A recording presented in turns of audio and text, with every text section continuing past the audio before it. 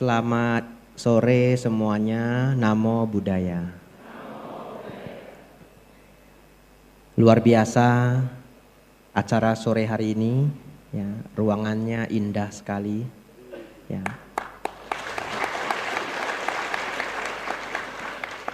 Saya dengar ruangan ini baru ya. Ya, jadi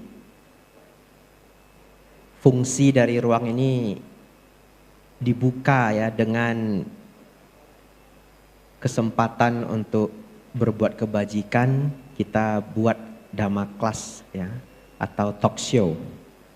Saudara-saudari, sebelum memulai ya, anumodana kepada Romo Suni ya, Ramani Tintin sudah berjuang di belakang layar untuk mengundang agar saya bisa tiba di sini sore hari ini. Ya. Kenapa saya katakan demikian, saudara-saudari? Saya baru selesai masa wasa. Masa wasa itu adalah masa musim hujan. Para biku biasanya berdiam diri selama 3 bulan. Dari Juli sampai Oktober, saya berwasa di Wihara Dhamma Cakratra. Sepulangnya dari berwasa, saya tidak kemana-mana. Jadi saya sangat menikmati ketenangan, kedamaian selama berwasa. Jadi saya tidak membuat acara apapun. Ini adalah satu-satunya acara di bulan November ini. Ya. Jadi Bapak Ibu Saudara yang kemarin hadir di Batam, kita juga membuat talk show di Klenteng. Anda melihat saya berapi-api, benar ya? Nah, setelah bertapa jadi begini ya. Jadi slow ya. Jadi saya tidak tahu ini Anda mengundang saya begitu keluar dari kepertapan itu tepat atau tidak. Ya. Kalau bahasa anak sekarang itu lagi jen-jennya, betul ya? Ya, lagi jen-jennya. Oleh karena itu saudara-saudari, Anda juga ikut jen sore hari ini. Kita akan belajar Dharma 40 menit, tidak terlalu lama, dengan ketenangan, dengan kedamaian, tapi jangan tidur ya. Ya, topiknya tetap luar biasa. Kalau Anda nanti saya lihat mengantuk, terpaksa saya harus meningkatkan pace-nya. Harus tak cepet-cepetin biar enggak ngantuk. Jennya hilang Bapak Ibu ya. Medannya keluar ya. Saudara-saudari, terima kasih untuk semua pihak yang telah mendukung acara ini, siapapun ya.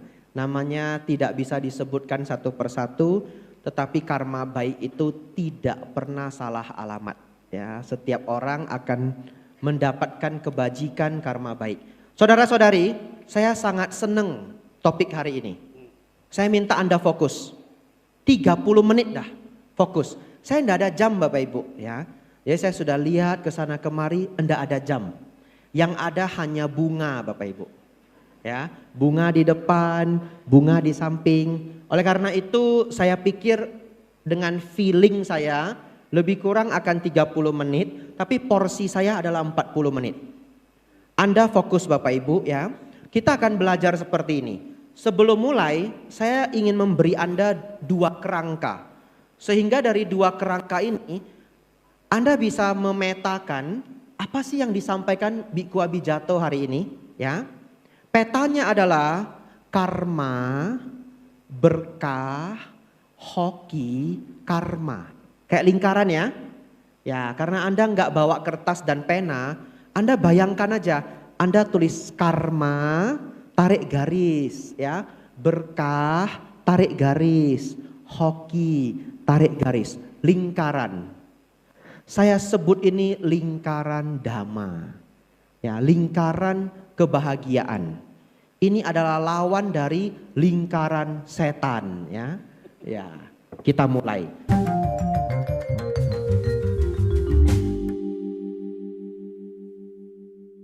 Kenapa karma, berkah, hoki?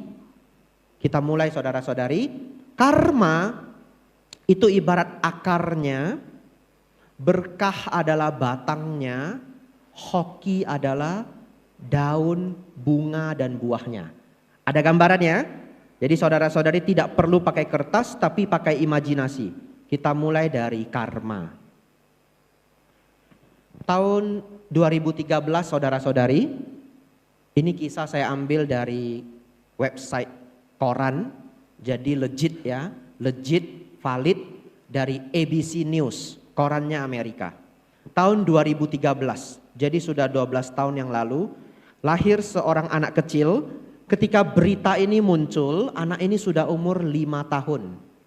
Namanya familiar, mirip-mirip nama-nama orang Tanjung Pinang.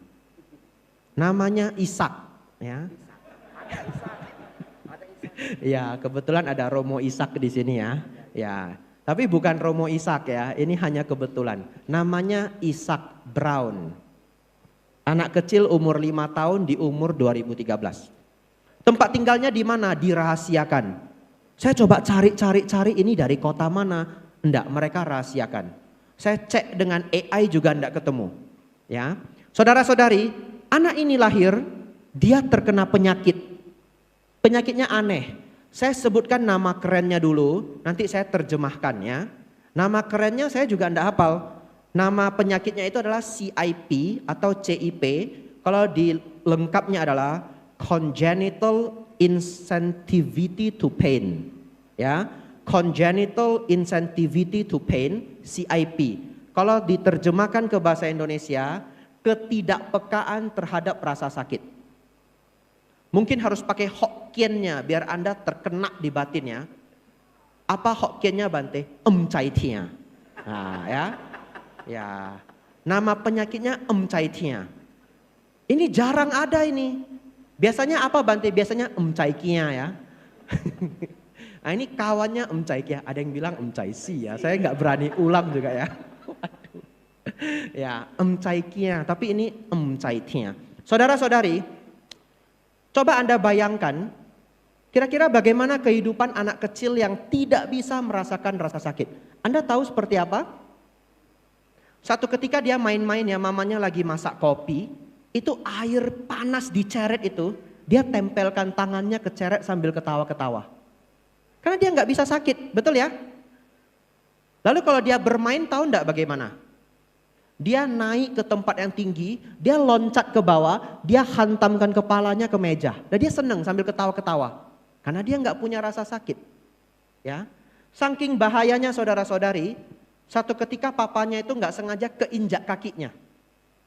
Begitu keinjak kakinya, dia bukan nangis, dia ketawa-ketawa. Jadi separah itu.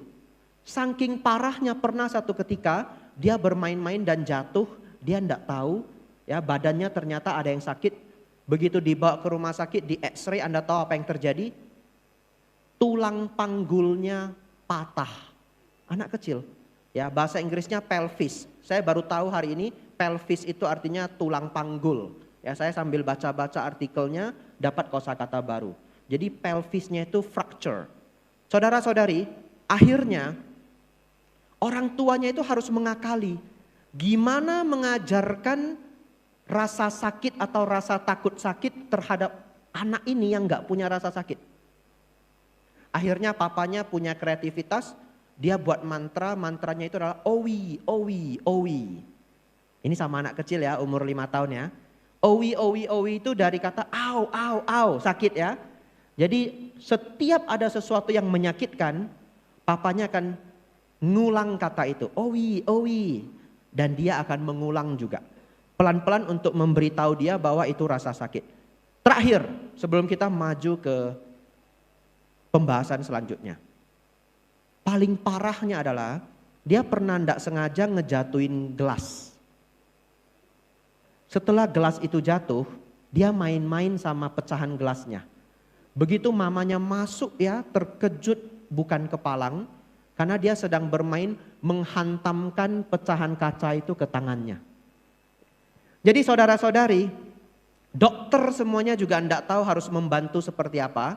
Karena kasus CIP ini sangat-sangat langka. Pertanyaan saya, kalau anak kecil ini, Ishak Brown, tidak diajarkan pengetahuan tentang menjaga dirinya karena dia tidak punya rasa sakit, kira-kira apa yang akan dia hadapi saudara-saudari? Pasti adalah kematian, betul ya? Pasti adalah kematian. Mungkin satu ketika dia loncat ke jurang. Ya, mungkin satu ketika dari lantai 3 dia berpikir dia Superman ya, loncat ke bawah. Efeknya adalah kematian. Apa hubungannya dengan karma, Bante? Baik, saudara-saudari. Kalau Isaac Brown itu kita sebut emcaikia. Tidak tahu sakit, tidak punya rasa takut. Kalau orang tidak paham hukum karma, dia lebih kurang sama seperti Isaac Brown, ya. Kenapa saya katakan sama? Karena dia akan melakukan kejahatan dari waktu ke waktu, berulang-ulang, tapi dia tidak tahu. Dia sebenarnya sedang mempersiapkan penderitaan untuk dirinya, ya. Atau fatalnya adalah sedang membunuh dirinya. Orang yang berbuat jahat itu sedang membunuh dirinya, tapi dia tidak sadar. Contoh, mencuri di pasar, betul? Ya, kalau zaman dulu mencuri di pasar ditangkap itu bisa dipukuli sama massa. Ya, satu orang tonjok satu kali, saudara-saudari, tidak berhenti-berhenti, akhirnya mati. Jadi perilaku dia mencuri itu adalah sedang membunuh dirinya sendiri. Tapi saya yakin semua yang hadir di ruangan ini tidak ada yang jahat, betul ya? Kalau Anda punya sifat batin yang jahat, tidak akan duduk di sini.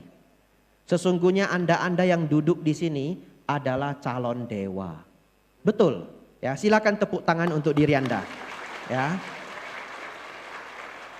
Apa artinya calon dewa, Bante? Dewa itu adalah penghuni surga. Dan orang yang menghuni surga adalah orang-orang yang baik. Kalau Anda tidak punya kebaikan hati, setidaknya secerca kebaikan hati, tidak mungkin hari Minggu Anda sempatkan waktu mau duduk mendengarkan dharma. Tidak mungkin. Jadi saya menganggap saudara-saudari itu adalah calon dewa. Jadi tadi kata Pak Po, para Bante, para suhu akan mengantar saudara-saudari ke alam dewa. Sebenarnya Anda sudah mengantarkan diri Anda sendiri. Betul ya? Tapi supaya pasti lulus, jangan lupa kita akan belajar ini karma, berkah, hoki, kembali lagi ke karma. Karma adalah fondasinya. Baik, saya teknis sebentar sebelum saya lupa ya, teknis sebentar. Karma artinya apa, Bante? Sebenarnya karma itu artinya, kalau yang paling praktikal, yang paling gampang diingat, karma itu sebenarnya artinya sengaja dilakukan, itu. Ya. Perilaku yang sengaja dilakukan melalui pikiran, ucapan dan perbuatan. Itu kuncinya. Saudara-saudari harus hafal ya. Dan ajaran karma dari Sang Buddha itu lengkapnya disebut kama wipaka. Inquo ya. Karma wipaka. Karma adalah apa yang sengaja Anda lakukan, wipaka adalah buahnya. Jadi apapun yang sengaja Anda pikirkan, sengaja Anda ucapkan, sengaja Anda lakukan, itu ada karmanya secara dhamma. Kalau tidak sengaja, Bante, kalau tidak sengaja tidak ada karma secara dhamma. Itu kuncinya, kesengajaan. Oleh karena itu saudara-saudari, Sang Buddha mengatakan, berbuat baik berbuah kebahagiaan, berbuat jahat berbuah penderitaan. Kita hafal bersama-sama ya, karena saya menganggap ini adalah kelas dhamma. Terakhir saya talk show dengan dipandu oleh Pak Ponijan di Palembang. Saya juga mengatakan bahwa talk show sebesar apapun saya anggap adalah kelas dhamma. Oleh karena itu saudara-saudari menghafal bersama saya. Berbuat baik berbuah kebahagiaan. Berbuat jahat berbuah penderitaan. Berbuat baik atau kebajikan berbuah kebahagiaan. Kebajikan bahasa Palinya apa, Bante? Punya. Punya. Makanya kalau Anda kaya atau Anda sukses disebut orang punya. Kenapa? Karena kekayaan atau kepemilikan itu datang dari kebajikan. Oleh karena itu disebut orang punya. Jadi kalau saudara-saudari ingin menjadi orang punya atau ingin mempertahankan dan mengembangkan kepunyaan, kuncinya adalah kebajikan. Ya. Kalau jahat bahasa Palinya adalah papa. Bukan papa yang jahat, bukan ya. Ini bahasa Pali ya, papa. Makanya orang tidak mampu bahasa Indonesianya adalah kaum papa. Kita bedah secara bahasa Pali ya, itu diserap dari kata tidak bajik atau jahat ya. Kejahatan-kejahatan, ketidakbajikan yang terkumpul, karma itu berbuah di kehidupan yang akan datang, bahkan sulit mencari nafkah. Makanya disebut kaum papa dalam bahasa Pali. Jadi saudara-saudari sudah jelas sekali sebenarnya tertanam dalam bahasa Indonesia, kalau kebajikan jadi punya. Ya, kalau jahat gabung sama kaum papa. Ini supaya hafal saja ya. Ini supaya hafal saja. Kita lanjut saudara-saudari. Baik. Ini teknis lagi. Anda memperjuangkan semangat ya. Tadi saya katakan bahwa karma baik berbuah kebahagiaan. Karma itu ada 3 Bapak Ibu Saudara. Karma melalui pikiran, karma melalui ucapan, karma melalui perbuatan. Sepulang dari Dhamma Class ini, saya sangat mengharapkan teman-teman selalu punya 3 fondasi ini. Anda tidak perlu lanjut ke yang lain dulu sebelum memperkuat fondasi ini. Setiap Anda berpikir niatnya baik, itu dulu. Ya, setiap Anda berucap, ucapannya dengan niatan baik. Setiap Anda berbuat, perbuatan itu berdasarkan niat yang baik. Pikiran baik, ucapan baik, perbuatan baik. Saya kasih contoh saudara-saudari. Ini hanya 1 kalimat selewat, tapi kita bisa menilai bahwa sungguh tidak baik. Contohnya apa? Satu ketika saya ngobrol dengan seorang kawan, ya. Kawan ini bukan biku. Jadi dia cerita ke saya bahwa ada teman saya yang sudah sukses sekali. Sangat sukses, sudah jadi bos besar. Dan itu sangat luar biasa karena umur saya belum tua. Jadi teman-teman saya juga belum tua. Ya, saya berumur 33 tahun ini. Jadi teman-teman saya ya sekitaran 33. Dan di umur 33 dia sudah punya ratusan karyawan. Itu sangat anomali ya untuk umur semuda itu. Berjuang dari nol. Lalu saya diceritakan bahwa teman yang sudah sukses besar ini jadi sombong Bapak Ibu Saudara. Ya, klasik ya, klasik. Kalau saya diberitahu seperti itu, saya akan memberi nasihat seperti ini. Ini Bapak Ibu boleh bawa pulang. Kalau Anda punya teman lama yang baik, tapi karena sukses dia jadi sombong, tapi Anda tahu dia baik, kuncinya Anda tahu dia baik. Bagaimana Bante dia sekarang sombong? Ditunggu sombongnya berkurang, itu ilmunya. Ya, ditunggu sombongnya berkurang. Kenapa? Karena kesombongan itu efek samping dari kesuksesan. Ya, dan itu saya pikir dialami hampir semua orang. Jangan dipotong persahabatannya. Sombongnya, bosong, camnya, meki cai lah. Gitu ya, jangan. Karena teman yang baik itu berharga. Teman yang baik itu teman yang melindungi kita. Teman yang tidak akan mungkin menjahati kita. Itu berharga saudara-saudari. Sang Buddha di dalam sutta mengatakan jagalah teman baik Anda seperti halnya seorang ibu menjaga anak. Apalagi nanti saudara-saudari semakin tua, semakin berumur, makin sulit loh dapat teman baik. Betul enggak? Waktu kita kecil gampang loh dapat teman. Makin berumur makin sulit. Apalagi kalau teman saudara-saudari berjaya. Semakin berjaya semakin sulit menemukan teman sejati. Ya, karena kita enggak tahu dia datang ini ingin berteman atau ingin proyek, betul ya? Walaupun itu baik-baik saja, ingin proyek juga baik-baik saja. Tapi beda dengan teman sekolah ketika kita tulus-tulusnya. Jadi saudara-saudari, kalau saya akan memberikan nasihat, tunggu sombongnya berkurang. Nanti setelah 2, 3, 4 tahun mudah-mudahan sombongnya berkurang. Kenapa? Namanya orang kan belajar ya. Ya dia lihat teman saya kok menghindar, hubungan dengan keluarga kok jadi kurang akrab. Aduh ternyata saya sudah sombong. Begitu ya.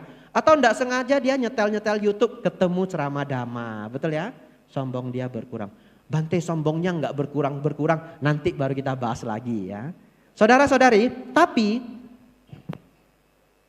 teman saya berkata begini, Anda jadi penilainya ya. Teman saya berkata begini, sudah sukses dia, sombong banget. Saya tunggu, bukan menunggu sombongnya berkurang. Saya tunggu, roda kan berputar. Emang dia bisa sukses sampai kapan? Satu ketika kalau dia jatuh, baru tahu rasa. Pertanyaan saya, pikiran baik atau buruk Bapak Ibu Saudara? Buruk. Itulah sebabnya Bapak Ibu Saudara, karma, pemahaman karma ini fondasi. Pikiran buruk itu jangan ada, buang jauh-jauh. Kalau dalam Karania Metasuta Sang Buddha mengatakan, janganlah karena marah dan benci mengharapkan orang lain celaka. Pertanyaan saya, akan ada yang bilang begini, Bante, kan saya cuma buruk di pikiran, tidak saya ucapkan, tidak saya perbuat, siapa yang tahu? Bagaimana karma itu bisa berbuah? Tidak saya ucapkan, tidak saya perbuat. Jawabannya adalah dua hal. Anda seskeptis apapun, seragu apapun dengan yang saya sampaikan, Anda tidak bisa menghindari dua hal. Satu, bahasa tubuh Anda. Ya, Anda kalau punya niatan buruk itu dari bahasa tubuh itu terbaca. Mungkin tidak semua orang bisa membaca. Tapi Pak Ponijan bisa membacanya. Iya, betul. Ya mungkin tidak semua orang bisa membacanya. Tapi Pak Ponijan bisa tahu. Karena ilmunya dalam. Ya, yang kedua adalah satu ketika Anda bisa terpeleset lidah. Betul ya? Ya karena niatnya nggak baik. Kongko 1 jam terpeleset lidah.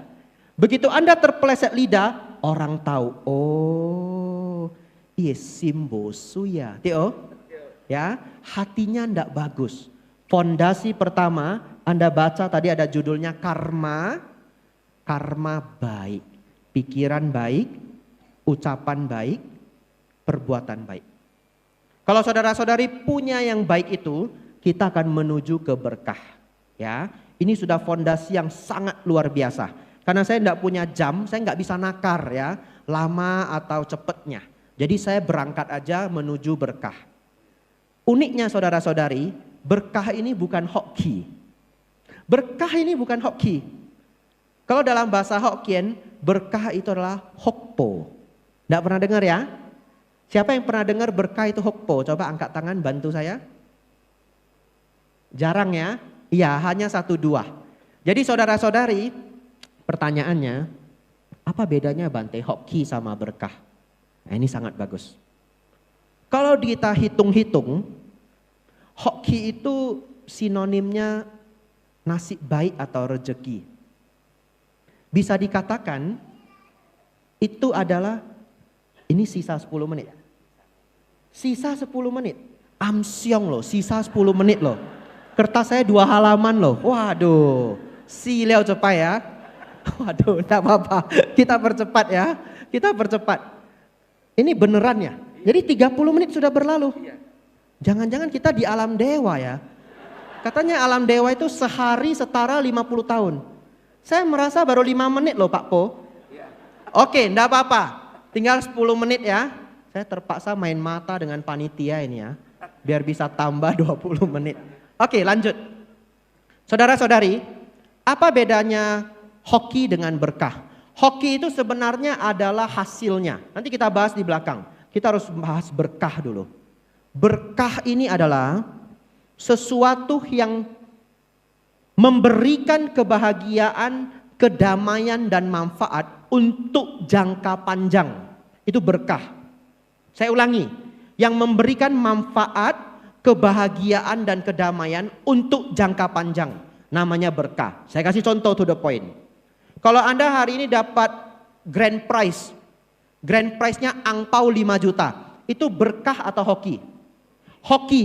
Karena 5 juta traktir kawan sudah habis setengah. Betul ya? Nggak traktir dibilang pelit katanya. Ya toh? Jadi Anda dapat grand prize 5 juta, pulang sudah habis 2,5 juta. Hoki, 2,5 juta ini dipakai 1 bulan habis. Kalau berkah itu adalah kebahagiaan dan manfaat yang enggak habis-habis. Contohnya, kalau Anda hari ini orang tua, Anda sudah punya anak, dan anak Anda sayang sama Anda, itu hoki atau berkah? Berkah. Kenapa? Enggak habis-habis. Ya, anak menyayangi orang tua menyayangi anak, itu enggak bisa habis. Jadi setiap Anda kerja capek pulang ke rumah, melihat anak yang begitu sayang Anda, happy enggak? Happy, capeknya hilang setengah. Oleh karena itu saudara-saudari, kalau Anda mengembangkan karma baik yang 3 tadi, pikiran baik, ucapan baik, perbuatan baik, itu menjadi fondasi hoki. Lalu Anda kembangkan berkah, maka hoki ini akan mengalir seperti air sungai yang tidak habis-habis. Hoki itu bukan hanya uang, bukan hanya rezeki, tapi juga kebahagiaan dan kedamaian. Saudara-saudari, ini 9 menit terakhir saya. Luar biasanya, semalam saya duduk ya, saya angkat Manggala Sutta. Manggala Sutta itu ada 38 berkah. Jadi kalau kita cerita berkah, kuncinya adalah Manggala Sutta. Bahasa Palinya Manggala. Manggala artinya berkah. Biasanya kalau umat Buddha buka toko, kadang dikasih nama toko Manggala. Nah sekarang Anda tahu artinya, berkah. 38 berkah ini saudara-saudari, saya berjuang untuk saya kurangin. Yang mirip-mirip tak satuin, tak gabung-gabungin. Gimana biar tinggal sedikit. Akhirnya yang 38 itu sisa 9. Anda boleh keluarkan HP kalau Anda mau mencatat. 9 ini harus Anda kembangkan. Ini adalah poin ceramah dhamma kita yang paling penting sore hari ini. Inilah 9 berkah yang Sang Buddha minta kita kembangkan. 1, pergaulan yang baik. Ya. Seperti yang saya katakan tadi, teman yang baik menyeret Anda ke tempat yang baik. Teman yang jahat menyeret Anda ke tempat yang jahat. Saya sedang gemuk-gemuknya Bapak Ibu Saudara. Ya, saya mau diet juga ini ya. Tapi diet itu susah berhasil. Karena kalau orang diet tuh mikirnya macai baru diet lah. Macai baru diet lah, gitu ya. Besok ajalah, besok ajalah. Dan katanya mau kurus itu lebih susah daripada S3. Ya.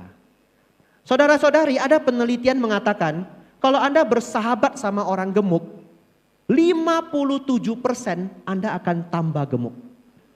Iya, ya.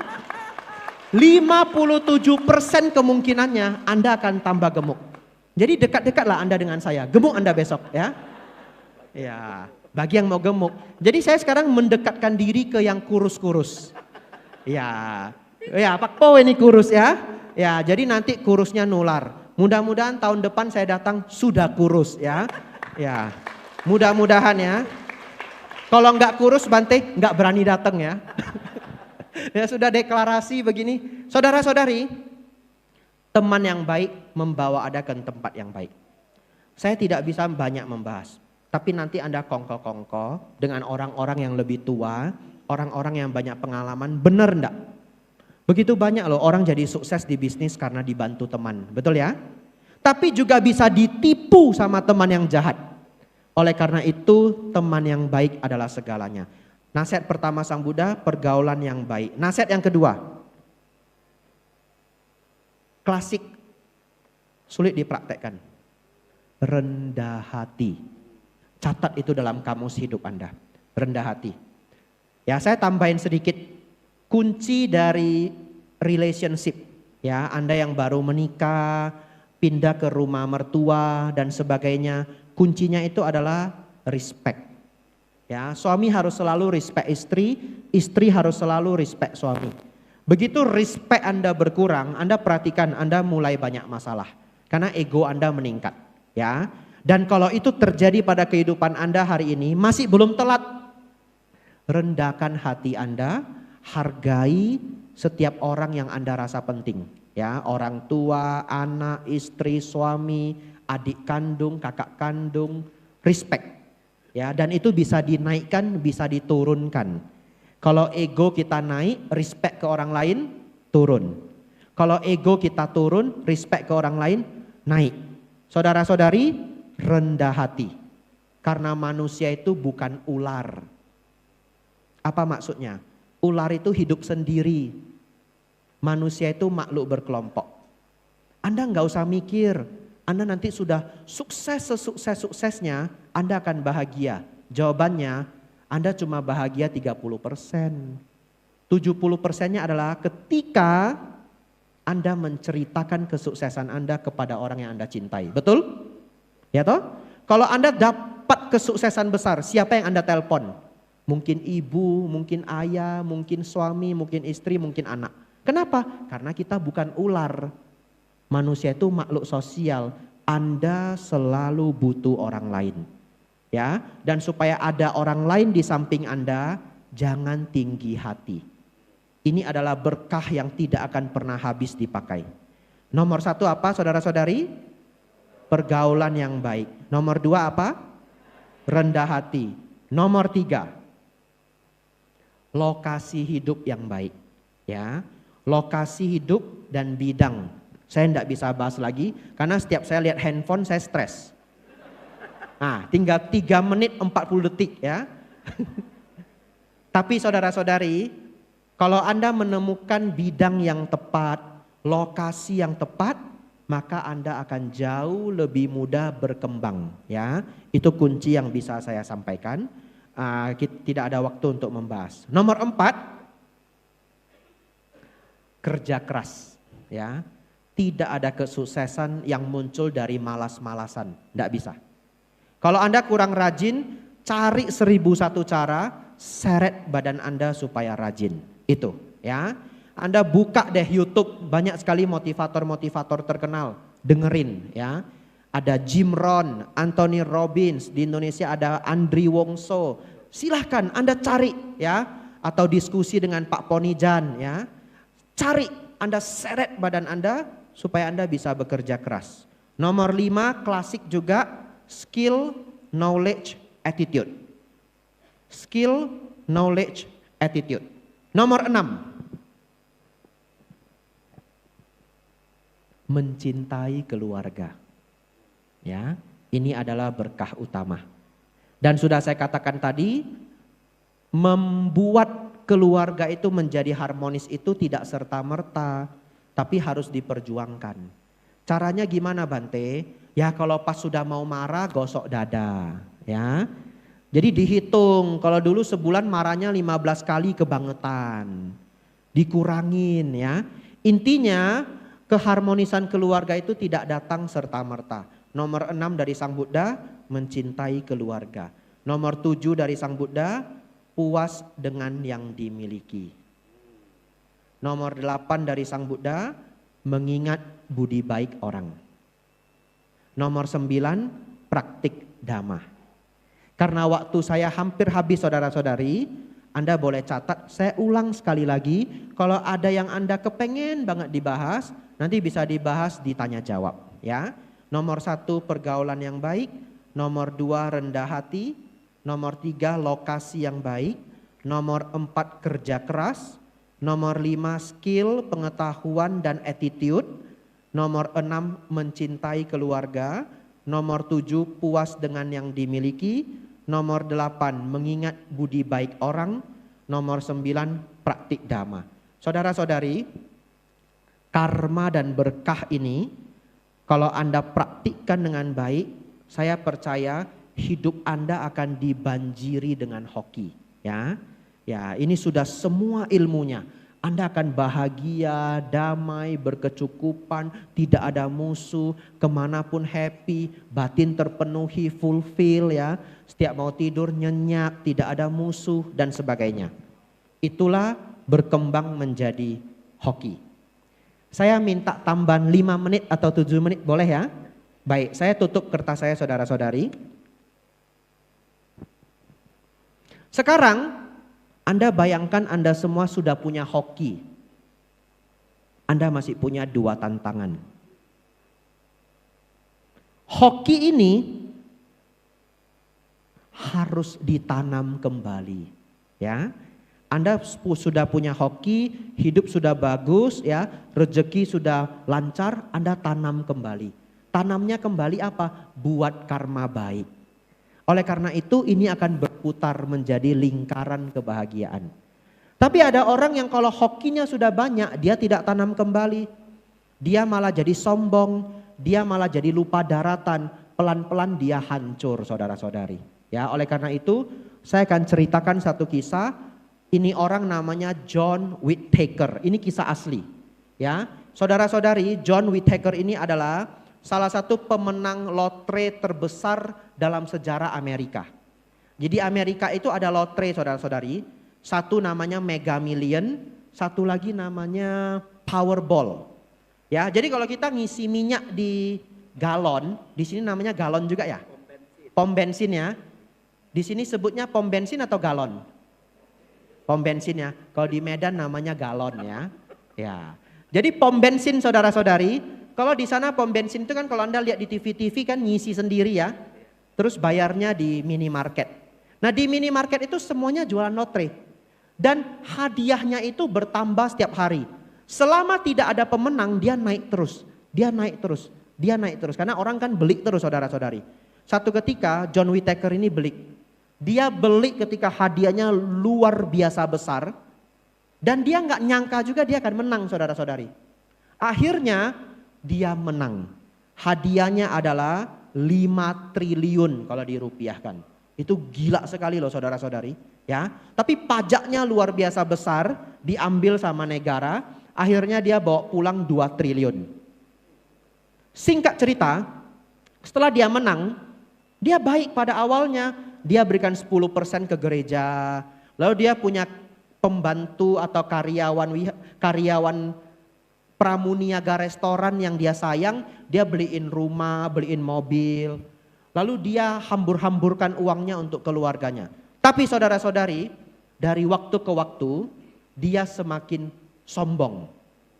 Dia sering bawa uang ke bar, bawa $50.000. Anda kali sendiri ya 16.500 ya. Ini $50.000 dia taruh di bar seperti ini. Lalu apa yang terjadi? Inilah malapetaka muncul. Dia dikejar oleh penipu, dia mulai diancam, orang pura-pura nggak punya uang minta amal ke dia, dan sebagainya, dan sebagainya, dan sebagainya. Sampai yang paling parah adalah dia sangat memanjakan cucunya. Dia punya cucu namanya Brandy, perempuan. Diberi uang yang sangat banyak saudara-saudari, beli mobil dan sebagainya. Akhirnya Brandy ini kecanduan narkoba. Ya, sering pakai narkoba, pesta narkoba dengan pacarnya. Nah, kisahnya panjang banget saudara-saudari. Ya, kalau saya tambahkan 40 menit lagi. Jadi saya harus tutup saudara-saudari.